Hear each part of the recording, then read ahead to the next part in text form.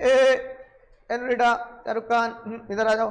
तो सेनोरिटा आज की कार्रवाई क्या होगी सर? आज की कार्रवाई है कि इंपॉर्टेंस क्या है। पिछली क्लास में हमने पढ़ लिया था फीचर्स क्या है। फीचर से कोड हमने पढ़े थे आई लव मैकडी पे egg burger, I love McD पे एग बर्गर। अब देखो जो हमने पिछली क्लास में पढ़े ना मुन्ना मुन्नी, जो हमने पिछली क्लास में पढ़े मोटा मोटी देखो तो वही इंपॉर्टेंस भी है। ठीक है, मोटा मोटी देखो तो वही इंपॉर्टेंस भी, क्वेश्चन भी करेंगे अभी। तो एग्जाम में ध्यान से देखना पूछा क्या जा रहा है, इंपॉर्टेंस या फीचर। ठीक है, तो मेनली इस टॉपिक का एक पड़ाव होता है इफेक्टिवनेस, एफिशिएंसी, इंपॉर्टेंस और फीचर। दूसरे पड़ाव में हम पढ़ते हैं कि मैनेजमेंट का नेचर क्या होता है ना, राइट। मैनेजमेंट का नेचर क्या होता है और मैनेजमेंट का टारगेट, उद्देश्य क्या होता है, ये पढ़ेंगे।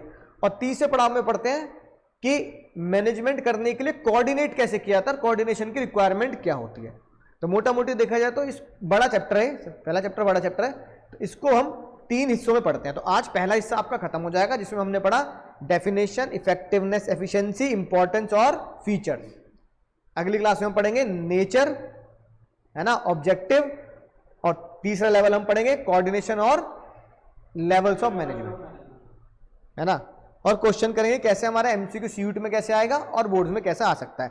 तो पहले ये देख लेते हैं ना, राइट। पहले ये देख लेते हैं सर इंपॉर्टेंस ऑफ मैनेजमेंट क्या है। ग्रुप तुम्हारा बन जाएगा या ऑनलाइन वाले बच्चे और ऐड हो जाएंगे तो आपको मैं एमसीक्यू पीडीएफ भेज दूंगा, 2 पीडीएफ भेजूंगा जो आपके, है ना, 12th में भी और सीयूटी में भी काम आएगी, राइट।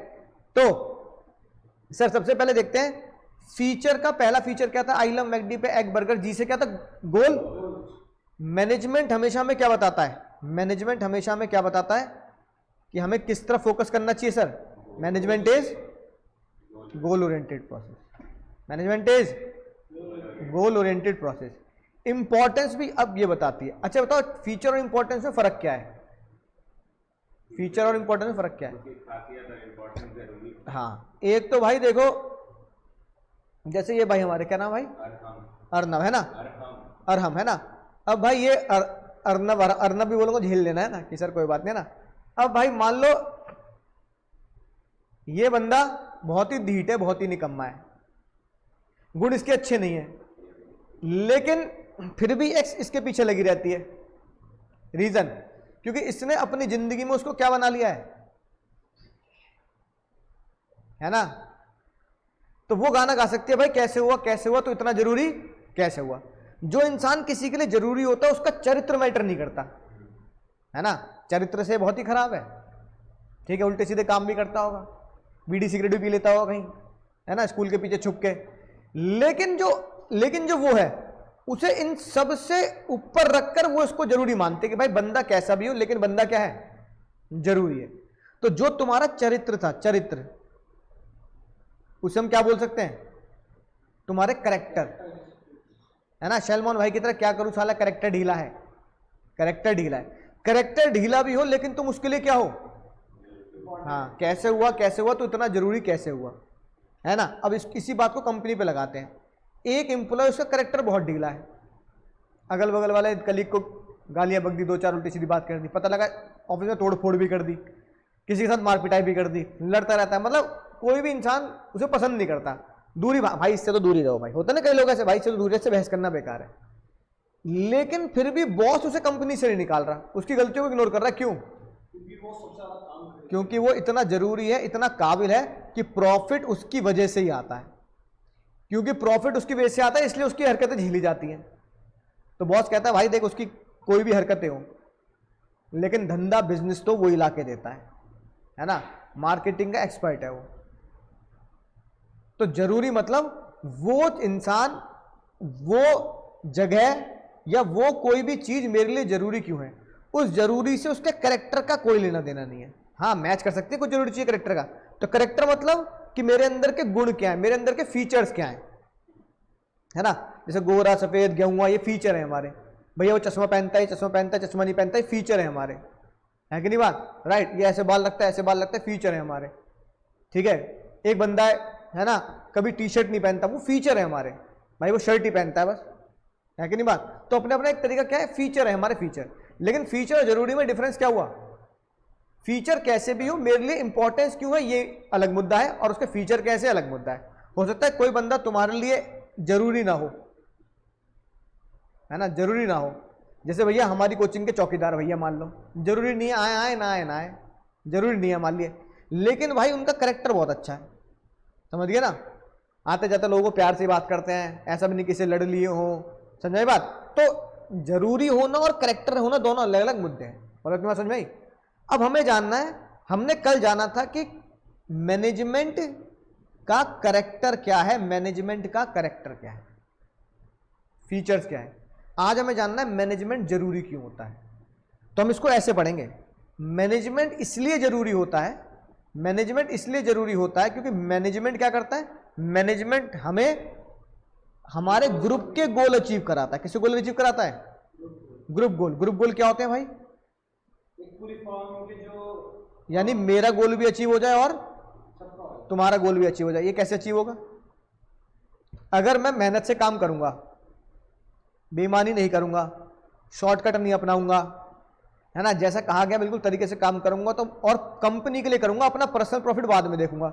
तो कंपनी का अगर प्रॉफिट बढ़ेगा तो कहीं ना कहीं अगर मैं कंपनी का एक इंपॉर्टेंट बंदा हूं तो मेरी सैलरी भी बढ़ेगी और मेरा इंसेंटिव भी बढ़ेगा। तो तुमने कई बार देखा होगा इंसेंटिव बेस्ड टारगेट होते हैं कि भाई तूने 1 करोड़ का टारगेट अचीव किया, 1% तेरा, 1% तेरा, हो गया नहीं हो गया। तो ये क्या होता है सर, हमारा इंसेंटिव। तो मुझे कंपनी के टारगेट अचीव करने से मेरे टारगेट भी अचीव हो जाएंगे, इसे बोलते हैं ग्रुप गोल। क्या बोलते हैं, इसको बोलते हैं मैनेजमेंट जरूरी इसलिए है कि मैनेजमेंट ये सिखाता है कि मेरे पर्सनल गोल हमेशा जुड़े होते हैं कंपनी के गोल से। मेरे पर्सनल गोल किससे जुड़े होते हैं, कंपनी गोल से, इसलिए मैनेजमेंट जरूरी है। मैनेजमेंट मतलब लोगों को समझाना, लोगों को तरीके बताना। तो मैनेजमेंट इसलिए जरूरी है क्योंकि मैनेजमेंट जब टीम में क्या करेगा, मीटिंग करेगा, तो मीटिंग में ये बताया जाएगा कि भाई बता अगर कंपनी बंद हो जाए, है ना। जैसे एक बेस्ट एग्जांपल तो रियल लाइफ एग्जांपल, ठीक है, वो एग्जांपल तुम एग्जाम में भी लिख सकते हो। एग्जाम में जो लिखने हैं रियल लाइफ लिखना, तो मैकडी रियल लाइफ एग्जांपल है या नहीं है, कोडेक रियल लाइफ एग्जांपल लिखवाया नहीं लिखवाया, कोडेक, नोकिया लिखवाया नहीं लिखवाया, बस इसलिए 100 में से 100 आएंगे। XYZ कंपनी का नहीं, ये बिजनेस स्टडीज में ये आपको दर्शाता है कि आप प्रैक्टिकली कुछ ना कुछ नॉलेज रखते हैं, और प्रेजेंट की नहीं पास्ट की भी रखते हैं। प्रेजेंट की नहीं किसकी रखते हैं, पास्ट की भी रखते हैं कि इस किस कंपनी में क्या हो रहा है, किस कंपनी में क्या हुआ था। तो ये रियल लाइफ एग्जांपल है। रियल लाइफ एग्जांपल मतलब प्रैक्टिकली ये हो चुका है। अब आज का पहला रियल लाइफ एग्जांपल देखो, प्रैक्टिकली हो चुका है। एक तो रिलायंस जियो है, इससे पहले क्या था, इससे पहले था रिलायंस टेलीकॉम, और वो मुकेश अंबानी की कंपनी नहीं थी, वो किसकी थी, हाँ उसके भाई की अनिल अंबानी कंपनी। बात समझ में आई, बोलो भाई। अब रिलायंस टेलीकॉम जिंदा है या खत्म, खत्म। खत्म को बोलते हैं कंपनी की लीगल भाषा में लिक्विडेट। कंपनी क्या हो गई, कंपनी बंद हो गई, यानी लिक्विडेट हो गई। लिक्विडेट मतलब बंद हो गई। अब ये बताओ अगर कंपनी बंद हो गई, इंडिविजुअल गोल अचीव हो जाएंगे क्या, तो जो उसके जॉब कर रहे होंगे वो कहां गए, बेरोजगार, है ना, जॉब चली गई। इसका मतलब मैनेजमेंट ये समझाता है, और मैनेजमेंट रिलायंस टेलीकॉम के भी ये समझाता रहा कि भाई अगर कंपनी बंद हो जाएगी तो तुम्हारे खुद के सेल्फ और पर्सनल ऑब्जेक्टिव जो होंगे, सेल्फ और पर्सनल ख्वाहिशें जो होंगी, सेल्फ या पर्सनल गोल होंगे, ऑटोमेटिकली क्या हो जाएंगे, खत्म हो जाएंगे। तो कभी भी ये मत सोचना कि भैया अपने पर्सनल गोल कमाने के लिए मैं कुछ भी साम दाम दंड भेद कुछ भी अपनाता रहूं, कंपनी को बंद हो जाए, कंपनी को लॉस हो, मुझे इससे क्या फर्क पड़ता है। एक दिन तुम्हें समझ में आएगी बात, अगर कंपनी लॉस में होगी तो सबसे पहले तुम्हारी गर्दन पे तलवार लटकेगी कि भैया इसको कंपनी से निकाल दो, अगर तुम कंपनी के लिए बहुत खास इंप्लॉय नहीं हो तो, है कि नहीं बात। इसका मतलब क्या है, इंपॉर्टेंस क्यों है मैनेजमेंट की, मैनेजमेंट इसलिए जरूरी है कि मैनेजमेंट बताता है, मैनेजमेंट इसलिए जरूरी है, हिंदी में लिख देता हूं चलो, मैनेजमेंट इसलिए जरूरी है कि मैनेजमेंट बताता है कि कंपनी के गोल से ही तुम्हारे गोल क्या है, अचीव हो सकते हैं। कभी भी जिंदगी में यह मत सोचना कि मेरी जेब में पैसा आता रहे, मैं प्रॉफिट कमाता रहूं और बस मुझे इंसेंटिव मिलते रहे और कंपनी को लॉस हो जाए। सेल्स वालों के साथ ये दिक्कत होती है।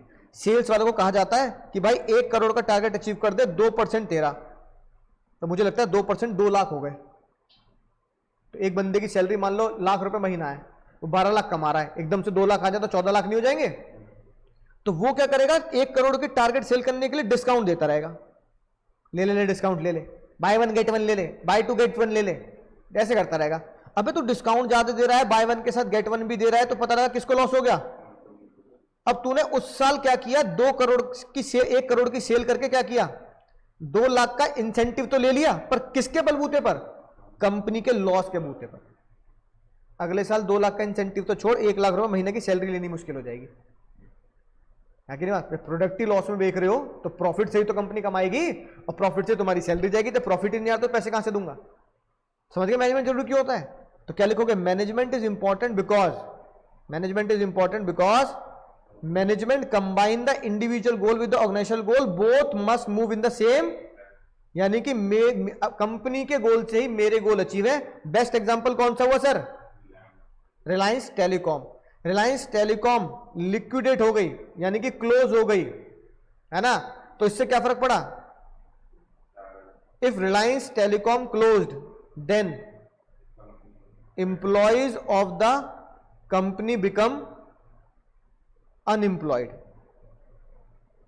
Therefore we can say that if company goal not achieve, if company goal not achieve, then individual personal goals also not achieved. ये लिख के आएंगे एग्जाम में, कौन सा, real life example Reliance telecom. Reliance telecom जब बंद हुई उसके बाद रिलायंस जियो खोला था मुकेश अंबानी ने, कि बाद में छोटा भाई ये ना बोल दे कि मेरे कंपटीशन में बड़े भैया ने क्या किया, है ना, टेलीकॉम इंडस्ट्री चला दी। जब बिल्कुल बंद हो गई, चौपट हो गई, खत्म हो गई, उसके बाद कहा भाई अब मैं खोल लेता हूं, तेरी बस की ना चलाना।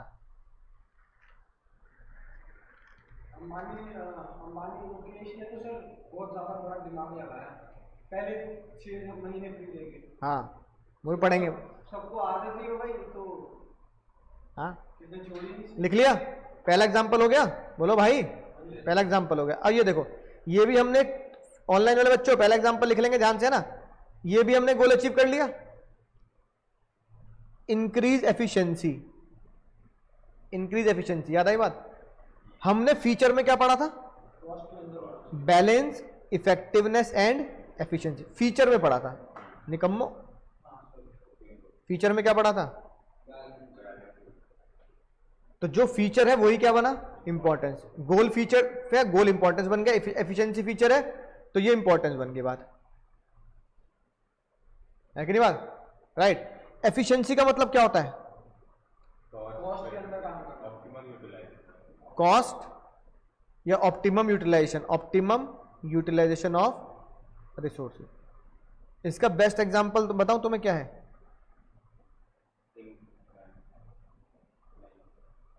जो हमने मंगलयान भेजा था, मंगलयान वो पहुंचा 7 रुपए पर किलोमीटर के हिसाब से, मिशन मंगल है ना, राइट। तो मोदी जी की स्पीच है, मोदी जी की स्पीच है, देखते हैं यूट्यूब पे मिलती है या नहीं मिलती। सारे बच्चे ध्यान देंगे इधर।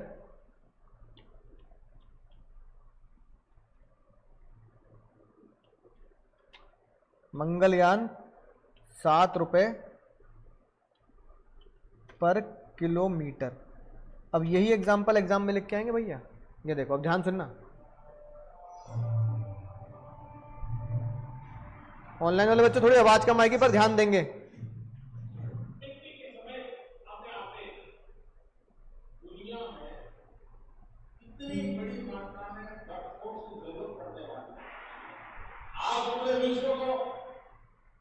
आज विश्व को पर नौजवान हो, तो नौजवानों की क्षमता बढ़ा करके कल लोग मानना पड़ेगा भाई करके आप आए हैं, जो अनाज पानी पी करके आप आए हैं वही आपको।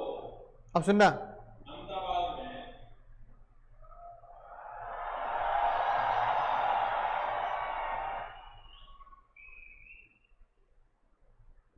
अगर 1 किलोमीटर ऑटो रिक्शा में जाना है तो करीब 10 रुपये खर्चा होता है। 1 किलोमीटर ऑटो रिक्शा में जाना है तो 10 रुपये खर्चा होता है। भारत की टैलेंट की कमाल देखिए,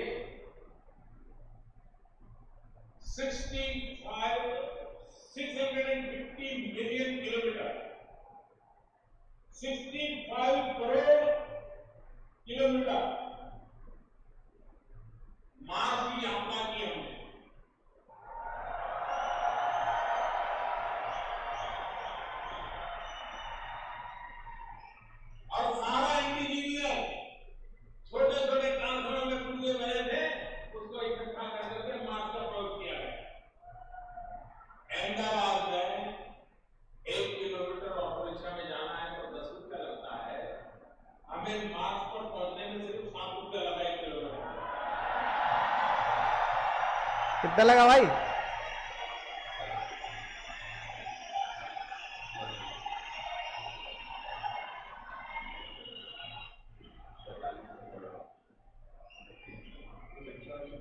₹7 में 1 किलोमीटर, ये हमारी टैलेंट है, ये तो क्या है? ये हमारे नौजवानों का सामर्थ्य नहीं है तो क्या है? समझ गए भैया? ऑनलाइन वाले बच्चों है ना?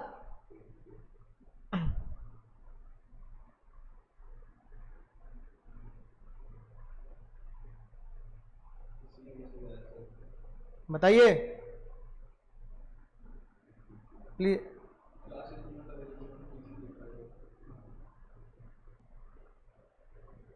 तो दोस्तों अभी हमने क्या देखा? अभी हमने देखा कि भाई 7 रुपए पर किलोमीटर पर, है ना, मोदी का अहमदाबाद में 1 किलोमीटर जाओगे 10 रुपए लगता है, लेकिन हम मंगलयान पे कितने चले गए सर?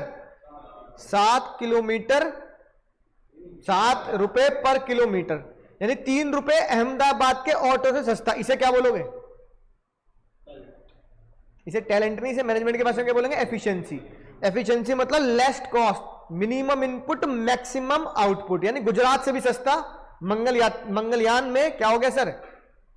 है ना, ट्रैवलिंग हो गई, गुजरात से भी सस्ती हो गई, ये बताया मोदी जी ने। इसलिए मैनेजमेंट। अच्छा बताओ ये 7 रुपए पर किलोमीटर बैठा कैसे होगा? इसके लिए जानने की जरूरत है, मिशन मंगल पिक्चर देख लो। तो मिशन मंगल पिक्चर में वो अक्षय कुमार दिखाता है, भैया साइंटिस्ट बनता है, वो अक्षय कुमार कहता है भैया देखो भाई लोगों देख लो, अपने को हमारी सरकार ने 400 करोड़ रुपए दिए हैं, 400 करोड़ रुपए पे सारा सामान लगा के माचिस से तिल्ली लगा के उसे मंगलयान पे भेजना है। जो अमेरिका 1200 1500 करोड़ का बजट करता था, वो से हमारी गवर्नमेंट ने 400 करोड़ कर दिया। सब लोग मना कर देते हैं, हमने जरा विद्या बालन होती है उसमें, लेकिन फिर वो कहते हैं कि चलो कोई बात नहीं, ट्राई करके देखते हैं, सैलरी तो मिल ही रही है, ट्राई करके देखते हैं, क्या पता इस जन्म में हमारा सपना पूरा हो जाए।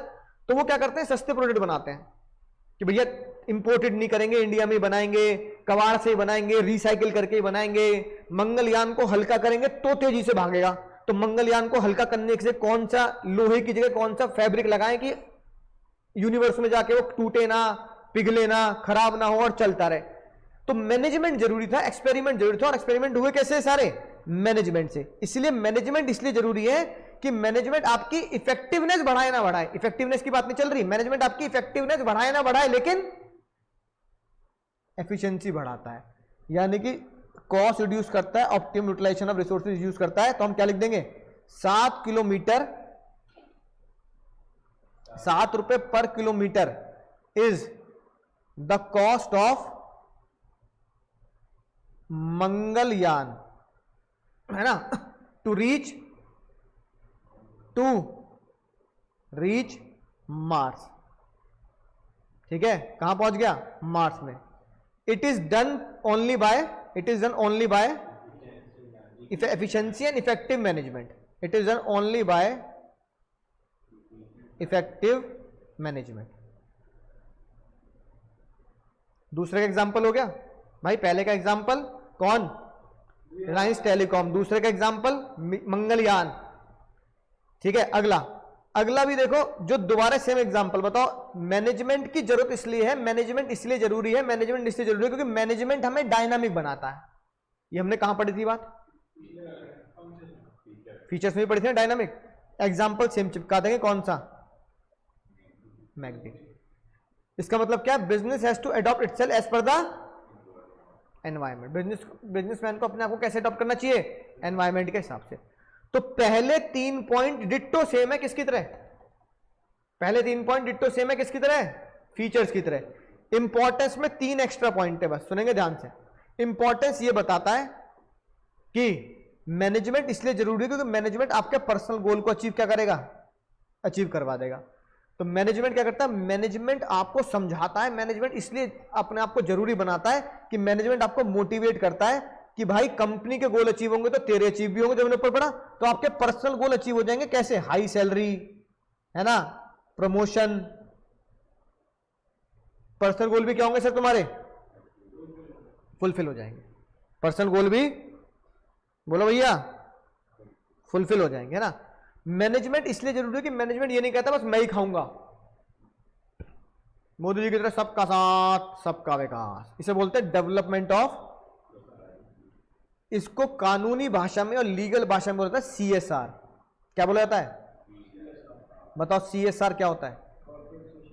हाँ बिल्कुल सही, कॉर्पोरेट सोशल रिस्पॉन्सिबिलिटी। यानी कॉर्पोरेट सोशल रिस्पॉन्सिबिलिटी ये कहती है, सेक्शन 135 है, एक बार चेक कर लेते हैं, आई थिंक 135 है, 125 है, बस मैं इसमें कंफ्यूज हो रहा हूं, पर मेरे हिसाब से 135 है, सी है ना, कंफर्म हो जाएगा तो एग्जाम में बिल्कुल ठीक लिख के आएंगे, CSR सेक्शन, हाँ 135 है भाई, है ना, राइट। क्या लिखा है? As per section 135 of companies act, ठीक है, हर एक कंपनी को क्या करना पड़ता है? 2%, है ना, लिखा हुआ है, कितना परसेंट? अपने प्रॉफिट का 2% किसमें देना है सर? बोलो बाबू, अपने प्रॉफिट का 2% लोगों की भलाई के लिए लगाना है। किसके लिए लगाना है? लोगों के लिए, भलाई के लिए लगाना है। ये लिखा देखो, एटलीस्ट 2% ऑफ नेट प्रॉफिट। कहां पे लगाएंगे आप? लोगों के लिए, भले के लिए लगाएंगे। कौन सेक्शन है भैया? कौन सा सेक्शन है ये? 135। तो भाई ये लीगल एग्जाम्पल है तुम्हारा, लीगल, इसलिए चेक कर लिए, साथ साथ तुम्हें पता रहे कि हाँ सर बिल्कुल सही बात कही आपने। एज पर लिखो, as per companies act 2013 section 135, every company, सिर्फ कंपनी की बात चल रही है, every company need to spend at least minimum, maximum की लिमिट नहीं है, minimum 2% of average net profit for CSR activity. अब CSR एक्टिविटी क्या होती है? सुनो ध्यान से, क्या होती है? लोगों को इंप्लॉयमेंट देना, ये CSR एक्टिविटी होती है। नई नई टेक्नोलॉजी देना, ये CSR एक्टिविटी होती है, ठीक है, राइट। अच्छी क्वालिटी का प्रोडक्ट देना, ये CSR एक्टिविटी होती है। पार्क मेंटेन कर देना, ये CSR एक्टिविटी होती है। इंप्लॉय का ध्यान रखना, जैसे इंप्लॉय का मेडिकल करा दिया, इंप्लॉय के बच्चों को पढ़ा दिया, ये CSR एक्टिविटी होती है। तो सेक्शन 135 ये बोलता है सबसे बेस्ट CSR एक्टिविटी टाटा ने करी कोरोना के टाइम पे। टाटा ने कितने रुपए दान दिए थे कोरोना में? 1500 करोड़। 1500 करोड़ रुपए Tata sons, Tata donated 1500 crore to corona fund, क्या था ना, प्राइम मिनिस्टर रिलीफ फंड, ऐसे कुछ था ना। तो कोरोना लिख देंगे तो भाई एग्जामिनर को पढ़ने में अच्छा लगेगा। Corona fund as CSR activity, कि उन्होंने बोला 1500 करोड़ रुपए हम दान दे देंगे, हमें तो CSR करना ही है, तो भाई 1500 दे दो, क्या दिक्कत है? बात समझ में आ गई? लिख दिया रियल लाइफ एग्जाम्पल, तीसरा हो गया सर हमारा। अगला सर, एक और बात देखो, क्या किसी भी कंपनी में जो बंदे होते हैं, जो लोग होते हैं किसी कंपनी में, वो एक ही जगह के होते हैं? मतलब यूपी में कंपनी है तो यूपी के ही लोग काम करेंगे, बेंगलुरु में तो तमिलनाडु के ही काम करेंगे, हैदराबाद में तो तेलंगाना के ही काम करेंगे? बताइए भैया, नहीं ना। अब एक हैदराबाद में कंपनी है, हैदराबाद में फॉर एग्जाम्पल, है ना, हैदराबाद भैया साउथ इंडिया हो गया। अब हैदराबाद में जो लोग काम कर रहे हैं वो तेलंगाना के भी हैं। तेलंगाना में मान लो तेलुगु बोली जा रही है, उसमें भाई साहब भैया पहुंच गए हमारे, और हम ये कहां से पहुंच गए? बिहार से। उसमें भैया ये पहुंच गए, मैं पहुंच गया, मैं कहां से पहुंच गया? यूपी में। अब यूपी और बिहार वाले तो पहले बाद में करते हैं, पहले तो कूट देते हैं, है ना, जरा जरा सी बात पे। फिर उधर से और होशियार लोग पहुंचे, कौन? हरियाणा वाले। खड़ी बोली, उनका मन बुरा नहीं है, पर उनकी बोली के कह रहा से मुझसे बोलेगा फालतू, है कि नहीं बात? तो भाई है कि नहीं बात? ठीक है, दिल्ली वाले और उधर उधर दो चार उल्टी सीधी गाली गलौज करे हैं वो, है कि नहीं बात? ठीक है, राइट। चाचा विधायक है, मामा विधायक है ऐसे। अब भाई तेलंगाना वाले कह रहे हैं भाई ऐसा है, नॉर्थ के लोग तो बुला मत लेना, केरल के बुला लो, MP के बुला लो, गोवा के बुला लो, महाराष्ट्र के बुला लो, कम है क्या नीचे साउथ में जगह? यूपी बिहार के नहीं आने चाहिए, यूपी बिहार के तो कहते नहीं आने चाहिए, वो लड़ते पहले बाद में करते, लड़ते पहले, है कि नहीं बात? बिल्कुल नहीं आने चाहिए यूपी बिहार के बंदे। लेकिन भाई इसका मतलब क्या यूपी बिहार में टैलेंटेड बंदा नहीं है? क्या यूपी बिहार के बंदे काम नहीं करते ढंग से? आधे आईएएस एसपी तो बिहार से बन जाते हैं, है कि नहीं बात? तो भाई अब क्या करें, क्योंकि भैया एक दिल्ली से, यूपी से, हरियाणा से, बिहार से एक बंदे को हैदराबाद भेजा है क्योंकि वो बहुत टैलेंटेड बंदा है। सुन रहे हो भाई? तो कंपनी के लिए जरूरी है कि नहीं है? उसका करेक्टर खराब है, क्यों? क्योंकि भैया मैं लड़ता पहले हूं, बतियाता बाद में हूं। उसका करेक्टर खराब है। हाँ मैं हाथ से खाता हूं खाना, चावल भी हाथ से खाता हूं। बोल तू क्या कर लेगा? क्या कर लेगा तू?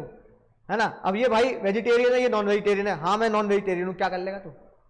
है ना? खाऊंगा तेरे सामने, खाऊंगा मीट मच्छी तेरे सामने खाऊंगा। अब इसे बुरा लग रहा है, कह रहा सर चिड़ा चिड़ा खाता, बदतमीजी करता, मुझे उल्टी आती है सर, है कि नहीं बात? राइट? कई लोग होते हैं ना भाई नहीं खा पाते साथ में।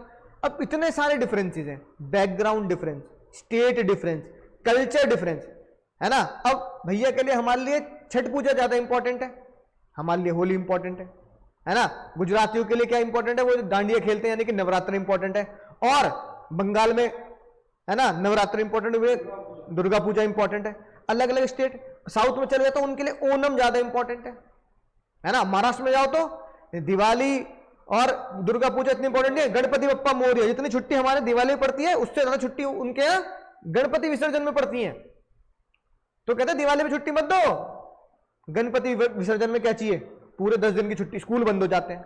अलग अलग कल्चर है भाई। तुम दिवाली बना रहे हो, हम गणपति बना रहे हैं वहां पे। तुम यहाँ दिवाली, तुम यहाँ होली बना रहे हो, हम वहां पे दुर्गा पूजा बना रहे हैं। तो अलग अलग लोग अलग अलग बैकग्राउंड से आते हैं, उनके अलग अलग फेस्टिवल कल्चर होते हैं, उनका एटीट्यूड भी अलग होता है। भाई हमारा दिल साफ है, भाई हमारी बोली ऐसी है, बस क्या करे से लड़ेगा मुझसे? अब लड़ ले, तू पहले लड़ ले, बाद में बात कर लियो।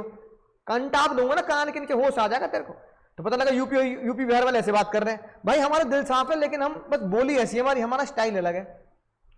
तो मैनेजमेंट क्यों जरूरी है? क्योंकि मैनेजमेंट कहता है भाई देखो तुम सब अलग अलग कल्चर के हो, अलग अलग स्टेट के हो, अलग अलग एटीट्यूड के हो, लेकिन अगर तुम मिलके काम नहीं करोगे तो क्या होगा? हार्मनी। हार्मनी बोले तो तालमेल। हमारे बीच का तालमेल बिगड़ेगा क्योंकि तुम एक दूसरे से बात नहीं करते और एक दूसरे के साथ टीम में काम करना नहीं चाहते। इसका लॉस हमारे प्रोजेक्ट को होगा, प्रोजेक्ट को लॉस होगा तो कंपनी को लॉस होगा, कंपनी में लॉस होगा तो कोई ना कोई निकलेगा भाई। किसी ना किसी को तो tata bye bye take care करना पड़ेगा।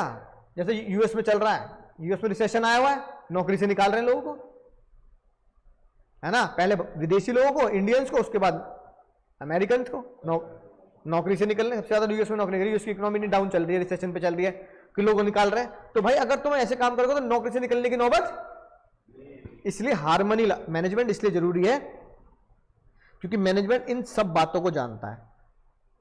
तो मैनेजमेंट क्या करेगा?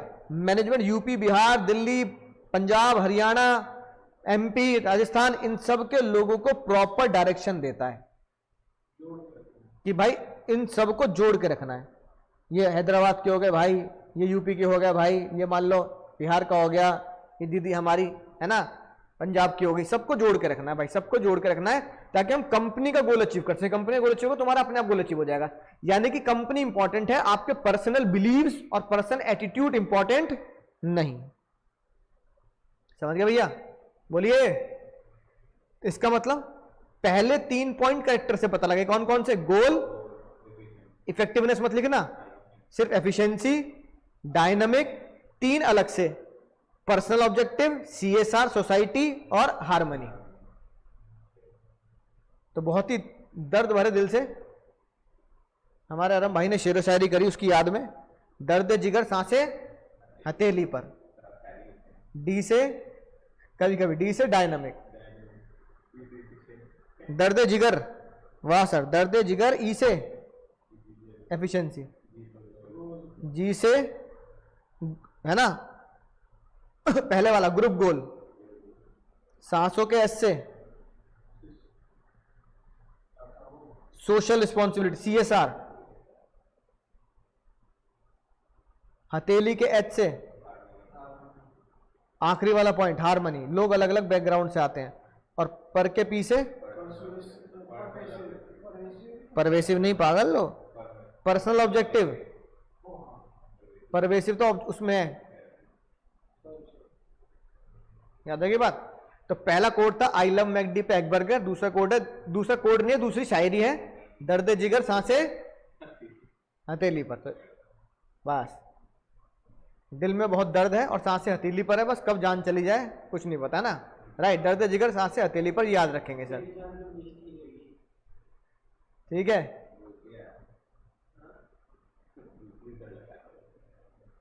अब सर क्वेश्चन तो बनते हैं।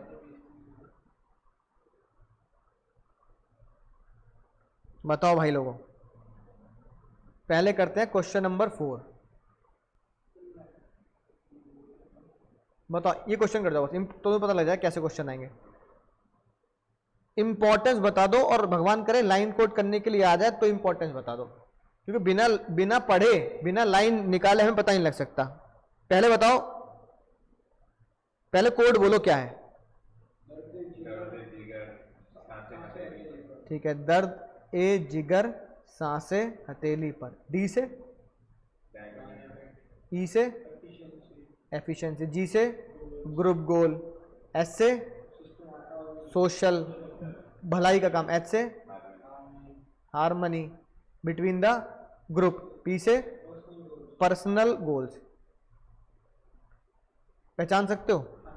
पहचानो, बहुत बढ़िया। मिनिमाइज कॉस्ट क्या बनेगा? Management increase efficiency. Follow the target, personal goal नहीं हो ये, टारगेट तो सबका गोल हो गया ना। दीज टारगेट, सबको कहा है कि इस टारगेट की तरफ बढ़ो। कौन सा हो गया?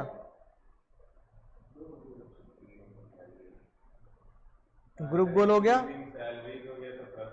एफिशिएंसी, बिल्कुल सही बात। और क्या लिखा है सर? Increase in salary. अगर सैलरी बढ़ेगी तो कौन सा गोल अचीव हुआ? Personal goal. और कोई मिल रहा है? डायनामिक जैसी कोई बात नहीं है कि इन्वायरमेंट के हिसाब से बदल जाए। सोशल वाली कोई बात नहीं, कोई भलाई का काम क्या पार्क खोल लिया हो, है कि नहीं बात, रोड बनवा दी हो, गरीबों का भला कर दिया हो, एम्प्लॉय को मेडिकल दे दिया, ऐसा कुछ भी नहीं है।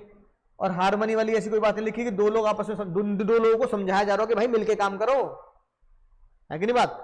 पहचान लिया? देखो यही आंसर निकाला हमने।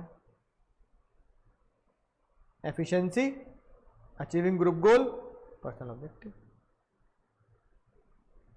जैसे एग्जाम में लिखेंगे तो जो हाईलाइट करते हैं वो हाँ, टॉपिक है उसका। अब देखो इसे एग्जाम में, अब मैं तुम्हें एग्जाम के प्रेजेंटेशन, रजिस्टर है ना, ऑनलाइन वाले बच्चे रजिस्टर निकाल लें।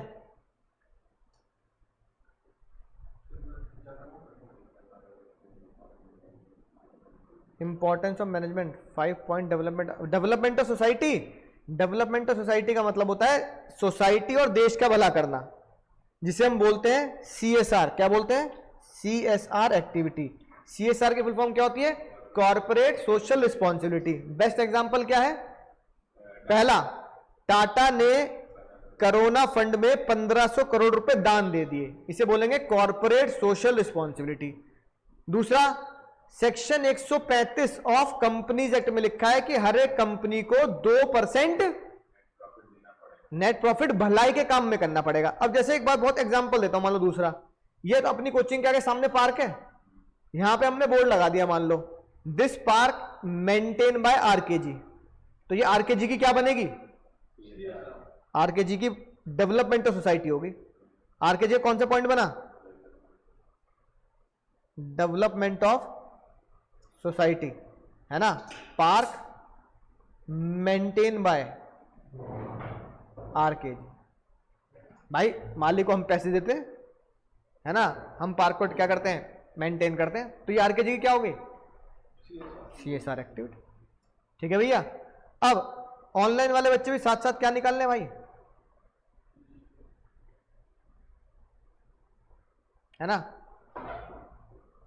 पेन निकाल लें। अब मुझे करना क्या है? मुझे एक तो, है ना, अगली क्लास में चलो बताऊंगा प्रेजेंटेशन कैसे करते हैं ना। मुझे एक तो प्रेजेंटेशन करनी पड़ेगी MCQ के लिए, बोर्ड्स के लिखने के लिए। प्रेजेंटेशन में एक तो हेडिंग बहुत क्लियर लिखनी है, हेडिंग बहुत क्लियर करनी। इस हेडिंग के लिए मैं तुम्हें क्या लिखवाता हूं? Secret code. जैसे आज लिखवाया दर्द जिगर सांसें हथेली पर। दूसरा, जो की पॉइंट्स होंगे, मेन पॉइंट्स, की पॉइंट्स को क्या करें? हाईलाइट यानी कि अंडरलाइन करें। ब्लैक पेन से, ब्लू पेन से क्या कर दिया? अंडरलाइन कर दिया। तीसरा, तीसरी प्रेजेंटेशन स्किल, हमेशा याद रखें कि जितने फ्लो चार्ट या डायग्राम बनाओगे उतने ज्यादा नंबर मिलेंगे। फ्लो चार्ट समझ गए ना, जैसे मैंने 3 पॉइंट ढूंढे तो 3 का 1 arrow, 2 arrow, 3 arrow, flow chart. और चौथा पॉइंट जो मैं खुद पर्सनली तुम्हें लिखवाता हूं प्रेजेंटेशन के लिए, हम क्या बोलते हैं उसे, हाँ, पिक्टोरल प्रेजेंटेशन या कार्टून प्रेजेंटेशन, जो मैं हर टॉपिक के साथ तुम्हें देता हूं। तो ये 4 बातों का ध्यान रखना है। हेडिंग बिल्कुल क्लियर होनी चाहिए, अगर हेडिंग क्लियर नहीं होगी तो नंबर नहीं मिलेंगे। आधे नंबर, मान लो अगर 4 नंबर का क्वेश्चन है, 4 हेडिंग लिख दी तो 2 मार्क्स पक्के, 4 में से 2 मार्क्स पक्के बाबू। फिर की पॉइंट लिख दिए, की पॉइंट में क्या आता है, की पॉइंट में चलो अलग से लिख देता हूं, की पॉइंट में तुम मान लो रियल लाइफ एग्जांपल,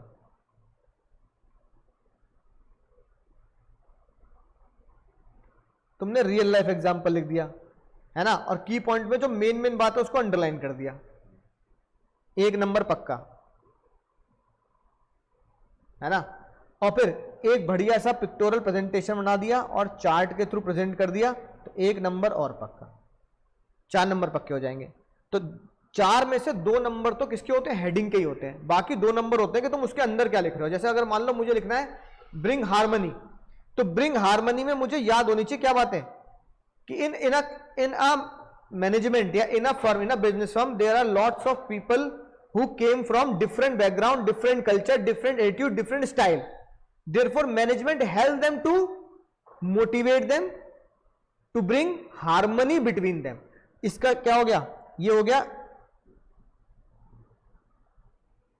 अंदर की लिखावट, उसके अंदर और उसके अंदर की बात को अंडरलाइन करना, management motivate them to bring harmony. तो मैंने क्या किया, हार्मनी को क्या कर दिया, अंडरलाइन कर दिया।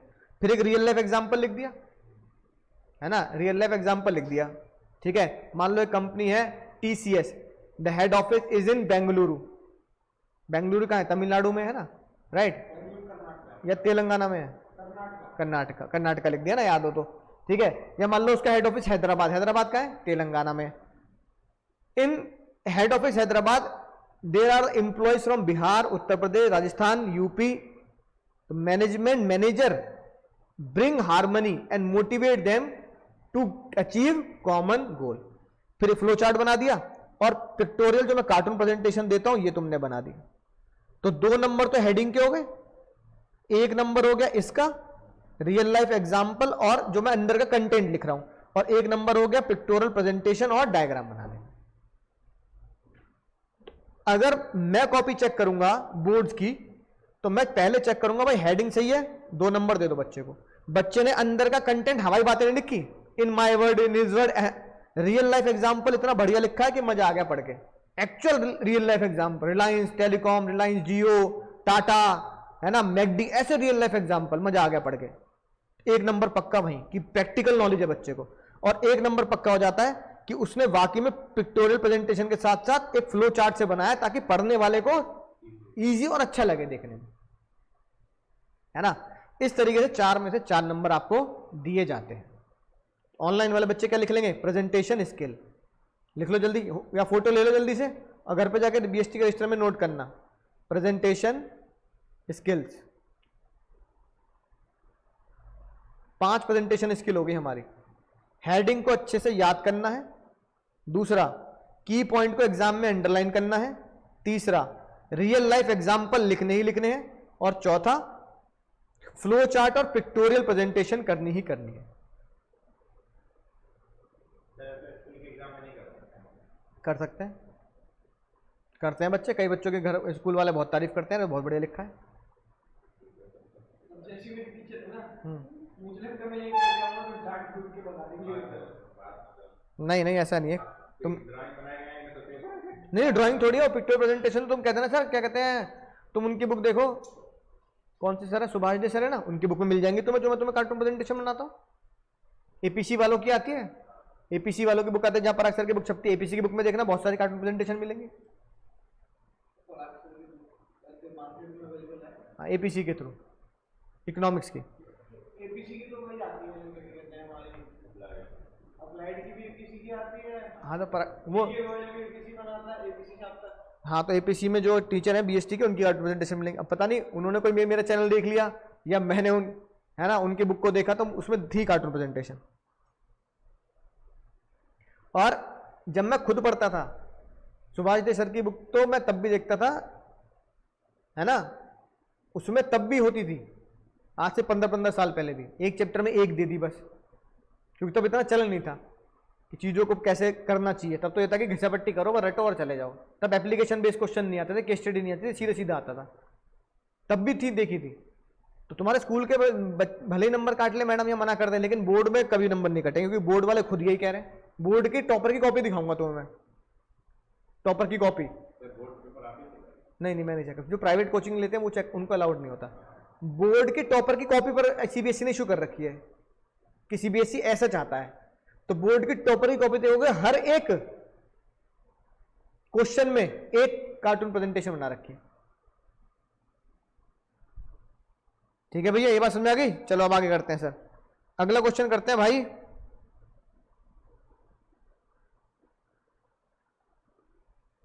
कौन सा किया जाए, चौथा हो गया।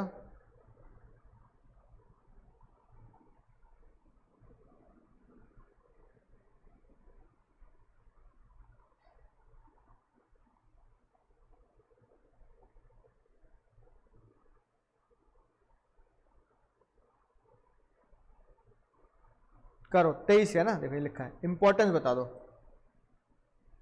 Y management so important by quoting the line. उरी दादा लाइन कोट करने के लिए बोल दिए हैं।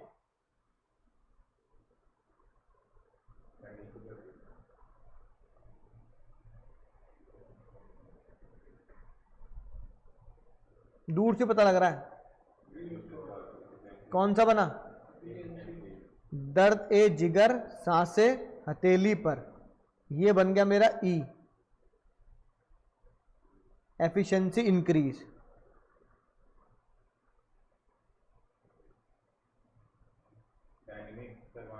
अडॉप्ट दीज चेंजेस, कौन सा बना, डी, मैनेजमेंट मेक्स डायनामिक, है ना। ये तो सीधे सीधे लिख रहा है, कहां लिखा हुआ है, सेकंड लाइन स्टार्ट में इस पेज पे। कौन सा हो गया, अचीव पर्सनल गोल्स और ऑर्गेनाइजेशनल ऑब्जेक्टिव। इसी लाइन में अगर आप देखो तो ओवरऑल ऑर्गेनाइजेशनल ऑब्जेक्टिव। हाँ ये क्या बनेगा, ग्रुप गोल्स, ग्रुप गोल। और निकम्मो ये क्या बनेगा, एम्प्लॉयमेंट अपॉर्चुनिटी, सोशल, सोसाइटी का भला, है कि नहीं बात। बस इतने ढूंढ लिए, 5 बहुत है। ये देखो लिखी बात, इन्होंने तो 4 ही ढूंढे, हमने तो 5 ढूंढ लिए थे। रिड्यूस द कॉस्ट ढूंढ लिया इन्होंने, ठीक है। डायनामिक ढूंढ लिया इन्होंने, पर्सनल ऑब्जेक्टिव ढूंढ लिया, अचीव द पर्सनल गोल, और मैनेजमेंट डेवलपमेंट ऑफ सोसाइटी ढूंढ लिया, है ना। Employment opportunity, more employment opportunity, हमने एक एक्स्ट्रा ढूंढ लिया था, ग्रुप गोल। बात समझ में आई। तो कुछ भी नहीं है, मुझे इसके क्या पता होने चाहिए, कीवर्ड जो हमने पिछली क्लास में लिखे थे वही कीवर्ड इसके भी हैं, ठीक है, हार्मनी के हैं। अब सर इसी का क्या बना लेते हैं सर, हाँ कार्टून प्रेजेंटेशन बना देते हैं इसकी भाई। पहले बताओ, अगर ये क्वेश्चन एग्जाम में देखने के लिए मिला जो मैं तुम्हें बता रहा हूं, question number 1, in absence of management resources will remain resources.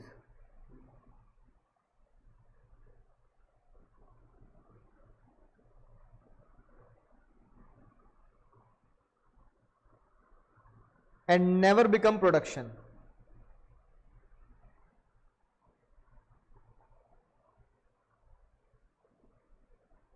मान लो भाई 4 मार्क्स में आ गए, अब क्या करूंगा, क्या लिखूंगा? तो बच्चों को लगता है सर आउट ऑफ कोर्स हो गया ये। सही, तो आउट ऑफ कोर्स हो गया। पूरे 12 चैप्टर में से मैंने कहीं कुछ चीज ऐसी कुछ चीज पढ़ाई नहीं कि in absence of management resources जाते हैं, रिसोर्सेज कभी प्रोडक्शन में कन्वर्ट नहीं हो पाते। पता क्या लिखना है? आउट ऑफ कोर्स नहीं है, इंपॉर्टेंस ऑफ मैनेजमेंट लिखनी है कि अगर मैनेजमेंट ही नहीं है तो ये लाइन दिखाता है क्या कि आंसर क्या लिखना है?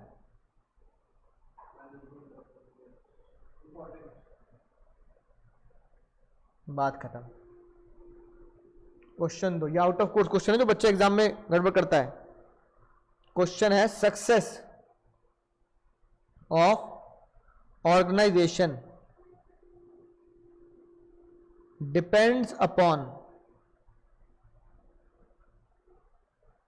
इट्स मैनेजमेंट स्किल्स या its management, full stop. Justify and explain.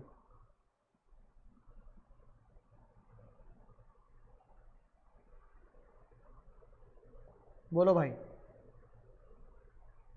कैसे मैं एक्सप्लेन करूं कि सक्सेस जो है वो मैनेजमेंट की, सक्सेस जो है किसी भी कंपनी की मैनेजमेंट पे डिपेंड होती है? क्या लिखना पड़ेगा? कोई भी 5 इंपॉर्टेंस लिख देना।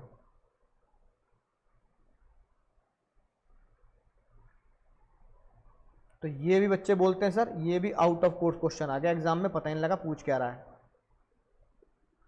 कहने के लिए 4 मार्क्स में आ गया लेकिन मुझे पता ही नहीं लिखना ही क्या है।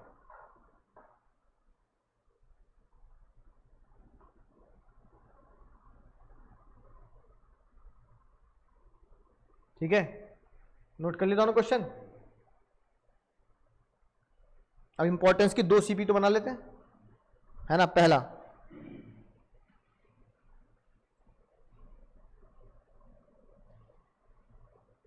ये भाई मैनेजर है या फोरमैन है, वो कह रहे sir we have labour from UP, Bihar, MP, Andhra Pradesh, Jai Maharashtra, Maharashtra, इतनी जगह जगह से सर लेबर आ गई हमारे यहाँ काम करने। तो जो ये इसका फैक्ट्री मैनेजर है, फैक्ट्री मैनेजर बताओ क्या समझाएगा फोरमैन को? हाँ, फैक्ट्री मैनेजर कहेगा yes they all have own style, culture, attitude, you just क्या करे? हाँ, you just motivate them to maintain harmony, and cooperation. एक दूसरे से कोऑपरेट करें और आपस में तालमेल यानी हार्मनी से काम करें, तभी सभी वर्कर का इतनी दूर से यहाँ आने का फायदा होगा। इसे आप क्या बोलोगे? Importance of management is equal to management bring harmony in the organisation.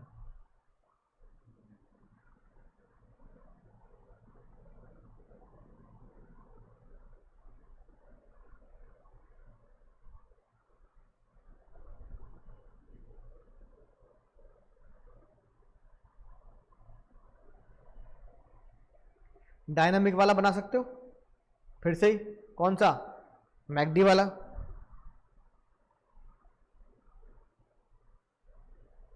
अब यह है प्रोडक्शन इंचार्ज या प्रोडक्शन मैनेजर। प्रोडक्शन मैनेजर कह रहा है sir we invented new technology which makes our raw material cheaper as well as also finished goods cheaper, सस्ता हो जाएगा। अब जो कंपनी के जो सीईओ है वो क्या सलाह देगा अगर अच्छी कंपनी है तो, टाटा जैसी? Yes, Japanese technology is cheap, so provide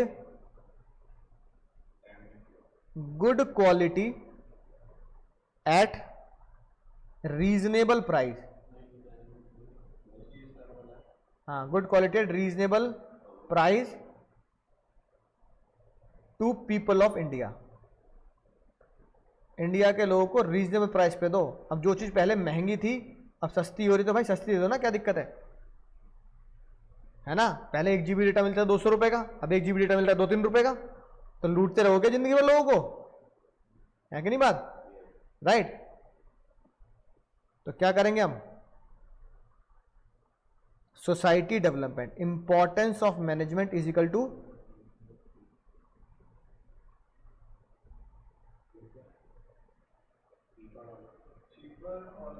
raw material cheaper, also finish goods cheaper. Raw material सस्ता है ही, साथ में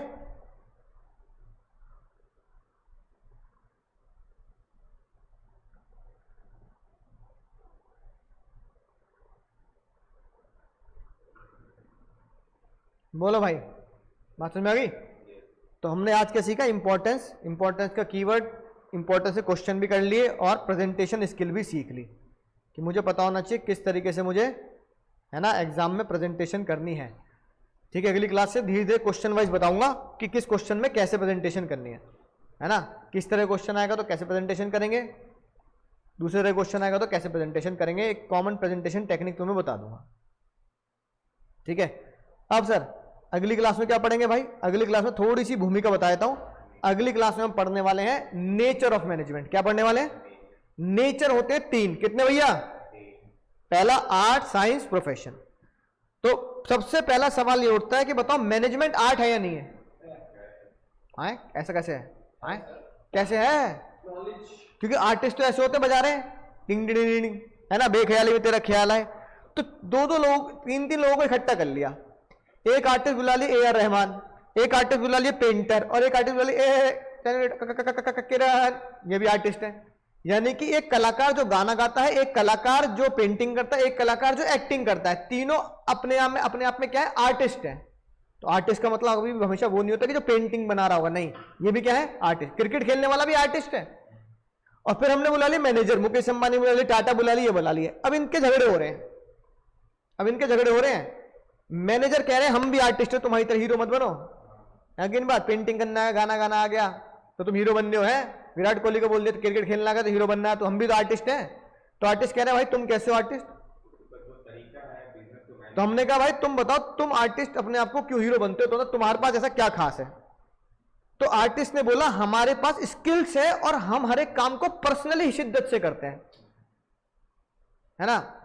मान लो एक गाना है, मान लो जैसे जो मैंने आज तुम्हें सुना है, बेख्याली में भी तेरा ख्याल आया, है ना? राइट, कैसे हुआ कैसे हुआ। अब ये गाना 4 सिंगर ने गा दिया, और ये गाना इंडियन आइडल में किसी नए बंदे ने गा दिया, और ये गाना यूट्यूब पे किसी यूट्यूब सिंगर नहीं होते उसने गा दिया, होता नहीं होता? अब पुराने गानों को कई लोग गा रहे नहीं गा रहे यूट्यूब पर। अब भैया पुराने गानों को तुम अपने स्टाइल में गा रहे हो, तो ये तुम्हारी स्किल है कि तुम्हें गाना गाना आता, ये तुम्हारी पर्सनल स्टाइल है गाना गाने का, है कि नहीं बात? तो आर्टिस्ट कहता है कि मसला सेम होगा लेकिन स्टाइल यानी दिखाने, डेमोन्स्ट्रेट करने का तरीका अलग होगा, है ना? तो आर्टिस्ट लोगों ने बोला कि भाई 3 चीजें, जब भी एक बंदा आर्टिस्ट होगा वो अपनी पर्सनल स्किल लगाता है। क्या लगाता है? क्रिकेट में तो वही है, गेंद बल्ला। क्रिकेट में तो गेंद बल्ला ही है ना भाई। तो फिर हर क्रिकेटर 10,000 20,000 रन क्यों नहीं बना रहा? क्योंकि अलग अलग स्किल और अलग अलग पर्सनल एप्लीकेशन होती है। फिर क्रिकेटर ने बोला, आर्टिस्ट ने बोला, सिंगर ने बोला, भाई एक दिन का खेल नहीं है ये, रोज प्रैक्टिस करनी पड़ती है। अब विराट कोहली कह रहा है मैंने 50 सेंचुरी लगा दी, 50 होगी ना उसकी सेंचुरी, सचिन से ज्यादा हो गई, है ना? 50 होगी ना अब तो, हाँ ओडीआई वाली और क्या कहते हैं टेस्ट मिला के, नहीं टेस्ट और ओडीआई मिला के 80 हो हाँ 80 हो गई, चलो है ना। अब मान लो उसकी 80 सेंचुरी हो गई, ठीक है। अब वो कह रहा है कल से ना आऊंगा प्रैक्टिस पे, तो क्या तुम विराट कोहली को नेट पे प्रैक्टिस करते देखते हो? देखते। तो भैया विराट कोहली जो दुनिया का सबसे ज्यादा रन बनाने वाला प्लेयर है, वो खुद ये बोल रहा है कि भाई मैं सबसे ज्यादा रन बना लूं तो भी मुझे प्रैक्टिस पे जाना पड़ेगा, प्रैक्टिस में नहीं जाऊंगा तो टीम वाले निकाल देंगे, कहते हैं हीरो मत बन जाता है। कभी सोच रहा हो कि अपने आप को तो बाप बन गया क्रिकेटर का, ठीक है, पर फिर भी वो क्या करेगा? प्रैक्टिस तो करेगा ना नेट पे। इसका मतलब आर्टिस्ट ने बोला हम कितने ही बड़े आर्टिस्ट हो जाएं, प्रैक्टिस हमारे लिए जरूरी है, पॉइंट नंबर 3। फिर एक आर्टिस्ट ने बोला भाई किताबें बहुत जरूरी है। विराट कोहली कह रहा है भाई शुरू शुरू में मुझे समझ में नहीं आता लॉग ऑन क्या होता है, मिड विकेट क्या होता है कि नहीं बात, पिच कितने यार्ड की होती है, पढ़ना पड़ा। फिर एक सिंगर बोला भाई मुझे तो ये पता था सारे ग म प ध नि सा, फिर किताब में पता लगा भैया 100 तरह के राग होते हैं। कितने तरह के रागाज होते हैं? पूरी पूरी किताबें हैं रागास के ऊपर, डांसेस के ऊपर, है कि नहीं बात, राइट। तो उन्होंने भैया किताबें पढ़नी पड़ती हैं, बात समझ में। आर्टिस्ट ने 3 काम बता दिए, कौन कौन से काम बता दिए? Personal application, practice and creativity और किताब। बोलो जल्दी। अब कल देखेंगे क्या पर्सनल एप्लीकेशन मैनेजर लगाते नहीं लगाते, क्या प्रैक्टिस और क्रिएटिविटी मैनेजर लगाते नहीं लगाते, क्या किताबों की तरह मैनेजर भी किताब पढ़ते हैं या नहीं पढ़ते। अगर ये तीनों बातें मैनेजर लगा देंगे तो हम बोल देंगे मैनेजमेंट इज ऑल्सो आर्ट या art is also management, balance उन दोनों को बराबर हेंस प्रूव्ड कर देंगे। तो ये तीनों बातें अगली क्लास में मैनेजर के ऊपर लगा के देखेंगे, ठीक है। तुम्हें तो बात समझ में आ गई होगी। बोलो tata bye bye take care sir. समझ के सस्पेंस रखते हैं कि कल मैनेजमेंट एज आर्ट बनेगा या नहीं बनेगा।